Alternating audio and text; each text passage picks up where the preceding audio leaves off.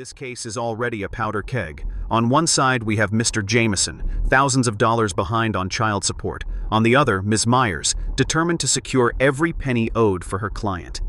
But here's the twist. Jameson didn't just switch jobs. He walked away from a steady paycheck at a company still in business. Why? He claims seasonal layoffs. The court's not buying it just yet. Behind all of this, a looming $10,000 arrearage, unanswered questions about tax returns, and whispers of an employer possibly playing favorites.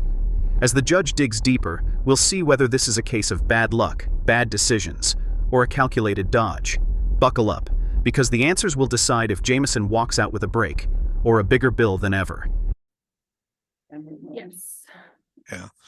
Ms. Myers, Yes. did you file a response here? We did not file a response. I was just Okay. retained. I did. Okay. Yeah. All right. All right. No problem. I just wanted to know. I just wanted to make sure. Yeah. Yeah. All right. So we are here in the matter of Jameson versus Busuk, case number 23-06095 DM. Sir, this is your motion. What is going on with your income? So actually changed jobs. I switched from another tree company that But you're still doing tree work, correct? Yes, sir. Why did you switch the jobs? The winter work slowed and it looked like he was going to go out of business. So The judge zeroes in immediately on the job change. In family court, voluntarily leaving a higher-paying job can be a red flag. If it's proven the move was avoidable, courts can impute income, meaning they'll calculate child support as if you never took the pay cut. That's why his $3 an hour decrease isn't just about money. It's about intent. Did he move to protect his livelihood or to sidestep his obligations? The fact that his old employer is still running strong raises eyebrows. took up other opportunities.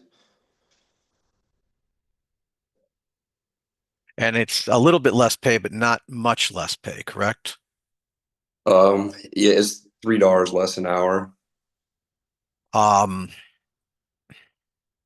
Ms. Myers, any input on this? I mean, I've always had problems with lawn services because they do go in and out of business, and sometimes if you see the handwriting on the wall, normally if somebody leaves their job through no fault of their own, I kind of hold them to the old income. The problem is this is not one of those jobs that is continuous or steady for the most part, at least in my experience. So It's my understanding that he voluntarily. I understand. Yeah, voluntarily, but if he's got evidence that possibly he was, he wasn't getting any work, that doesn't help. No, that's not the case. Actually, he just moved on to a different job. The company Right. that he worked for is still in business. It's been in business for. Here's where things start to smell off. The judge notes Jameson's employer was steady, yet he's $10,000 behind. In a wage withholding system, that's almost impossible unless payments were never taken out or someone actively blocked them. This is why the court takes employer compliance seriously. In Michigan, employers can face massive penalties for dodging these orders, sometimes millions. If the court proves an arrangement existed to avoid deductions, this could blow up fast. Quite a while. So it was more an issue of he recently got called into court because he's 10 grand or whatever behind. Right. And now he all of a sudden has a new job. Considering if you're saying that he was steady there and he's 10 grand in behind, my question would be this, because we take the money from the employer, not from the parties, which means if there's a steady income, why would there be an arrearage?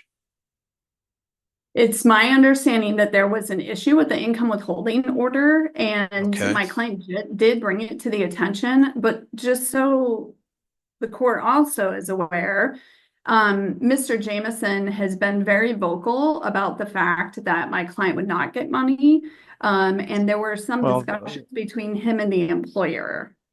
Right. Okay. I haven't seen an income withholding order at all even go out to it. You won't. The income withholding orders go only to the employer because of because of the information contained within them. It's kind of personal, and that's why the court never sees an income withholding order either. So we don't need it. This was just recently entered. That's why I'm trying to. Well, actually, it's been almost 2 years, correct? Correct. 2023. When was your? Yeah, I think it was 2023. Yeah. It was fall of 2023. Sir, how long did you work at that place? I would say about 3 years. And in January, he told us that we were going to be laid off until March. And that's when I looked for another job, went Do through you jail. do you have that in writing? The judge demands proof, a text message about the supposed layoff. In legal terms, that's documentary evidence, and without it, Jameson's seasonal work defense collapses. This moment is a reminder. In court, your story is only as strong as the paper trail you can back it up with. A verbal claim might buy sympathy, but written proof is what buys credibility. Yeah, I can probably find a text from. Then I will need to see that. Yes, sir. And it's going to hinge on, because if he was told that they were going to be closing down for 3 months, that would give him no income, ma'am, and searching for another job would have been appropriate. But like I said, that's why my first question is, what's going on with your job? Yes, sir. So I expect you to get to me. And Ms. Myers, have you been on this case before? I have, Your Yeah, Honor. you I have. represented- So, yeah. sir, you have her contact information. I suggest you get her a copy of that text. Will We're do. going to set this for a settlement conference in the next 2 weeks to determine, that way I can look at it, Ms. Myers can look at it, we can sit down, and if there's a justification here, I'm willing to give some leeway. Because let's face it, The judge's tone shifts. He's open to leniency if the layoff claim holds. That's important. Judges are not looking to punish without cause. They're looking for accuracy and fairness. But here's the trap. If the evidence shows this wasn't a real layoff, the court can not only deny relief, but also increase enforcement. Jameson's next move will decide whether this case leans toward mercy or maximum enforcement. 12 months, he can probably ask for a child support review one way or the other. But the idea is to make sure that we get that money flowing. So bottom line, sir, regardless, you need to contact the front of the court with your job change to inform them where to send the new income withholding order to, so you don't become more and more in arrears. There, and Yeah. this week we did put in a withholding. Okay. To your new So employer? yes, sir. The first withholding came out this week. Good. In that case, then the money should start flowing, Ms. Myers, and then we'll find out if it's appropriate to adjust. Because I also had a question as to, I believe she was held at zero income. We learn that Ms. Myers' client, the mother, has been imputed at zero income because she provides full-time childcare for 4 young children. This is critical in child support math. If she works, childcare costs could outweigh her earnings. The original agreement set her at zero, so unless that changes, her income won't be factored in. This locks the focus entirely on Jameson's earnings and payment history. Why was that? Is your client Actually, I think disabled? she was imputed. She provides all the childcare, Your Honor, so Okay. that Mr. Jameson, it's the way that their marriage was set up as well, so that Mr. Jameson can work. Right. So he can work anytime he wants, which is why I was also going to bring up the fact that he works significant amount of overtime as well. Understood. So yeah. So there's no. That's why I'm questioning this. I'm not making this an automatic. Right, I understand. Thank you. Yeah, no, she was held at zero income. That's And also I think it's because the decision was either zero income and then we do something with childcare, or we impute her. Because if she goes to work, obviously childcare is going to be much more expensive. They have 4 children, 4 young children. understood, but looks like this was part of the agreement of the parties back then. Alrighty. It was. But I will look at this, because neither party may like what's going to happen at the new review, because they changed the guidelines again. The judge warns both sides. A review could hurt either party. Why? Because child support guidelines change, and sometimes the new formulas mean higher payments for one or even both parents. In short, be careful what you ask for. Pushing for a recalculation without knowing the math can backfire spectacularly. So that it might not work for either party, and I'd rather not hurt either party either. But I also want to get it. I also want to get it correct, because let's face it. Like I said, when we find it incorrect, we find it imbalanced, and then nobody gets any money. It just winds up chasing tails, and that's not worth it. So, what's your question, Ms. Myers? One other thing. So we're going to come before the court in September because my client is currently pregnant and due. So there would be a change in September, either way. Oh, okay. So it may be that we have to look at it now because of his change, if it's an appropriate change, and we'll have to look at it again in September when there is another change. Okay. But her birth, if she's held at zero income, ain't gonna change anything. So unless you want her imputed and that income then offset by her new child, that's fine. But if she's at zero and stays at zero, birth of a new child won't change the mathematics here. Right. You have to have income to deduct from. And since the party set this up at her at zero, you don't have a change of circumstance from that one. Yeah, You could I'm just trying ask to for get it, but be client- careful again what you ask for. Right.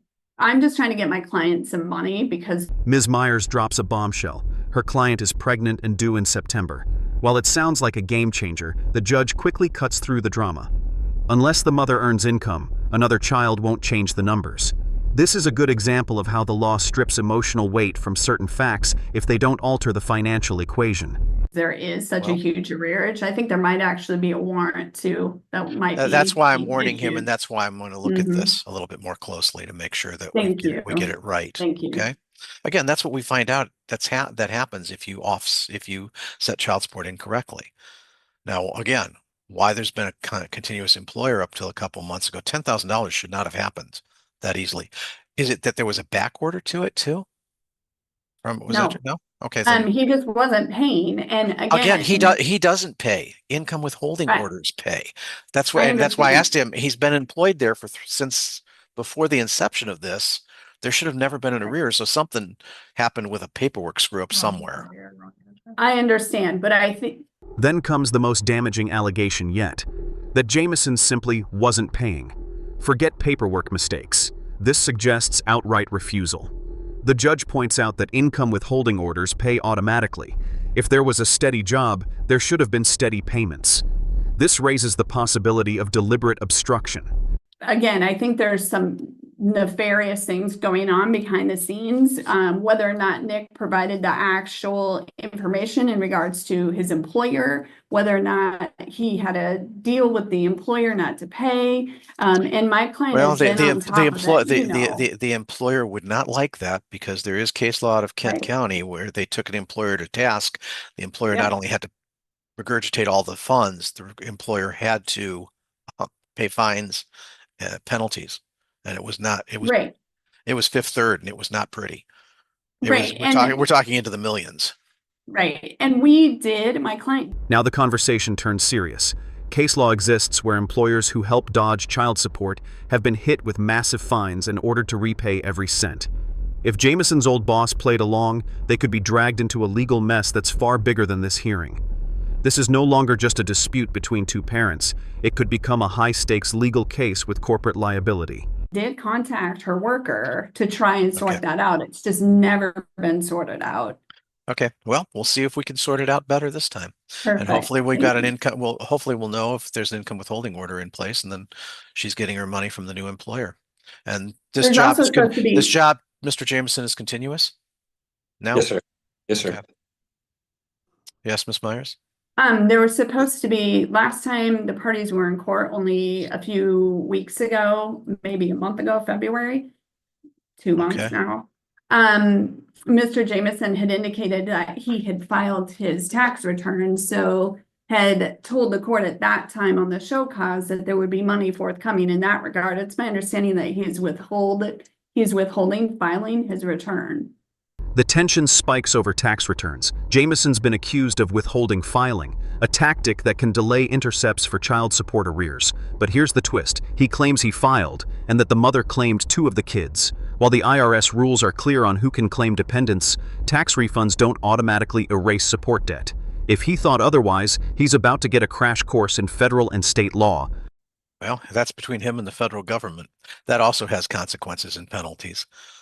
So, yeah, normally if there's an arrearage, it's my understanding the IRS sends out the letters in August to prepare for the end of the year, and then they set up the confiscation of any type of tax return. So we'll see what happens. Can I Yes, ask? sir. Yeah, Mr. Jamerson. So I had texted her telling her that I had filed my taxes, which I did. And then she told me that she had claimed the other two, which I don't really know how taxes work. So I was assuming that she got the money for the two per the court agreement. I don't know. So, and the only You reason know, I go through if you're following, that doesn't go against your child support. That's her taxes, just as your taxes are your taxes. Okay. All right. So we'll see each other again shortly. My clerk will be contacting you to set up a short, quick, and I suggest you get that any type of paperwork to Ms. Myers and myself so that we may have it to review for the settlement conference, sir. All right. Good luck, everybody. And that's where we leave this hearing, with a settlement conference set, a $10,000 arrearage hanging in the balance, and allegations of employer cooperation, missed payments, and questionable job changes all swirling in the mix. This isn't just about one man's paycheck. It's about the integrity of the system that ensures children get the support they deserve. Hit that like button, share your thoughts in the comments, and don't forget to subscribe for more jaw-dropping courtroom breakdowns.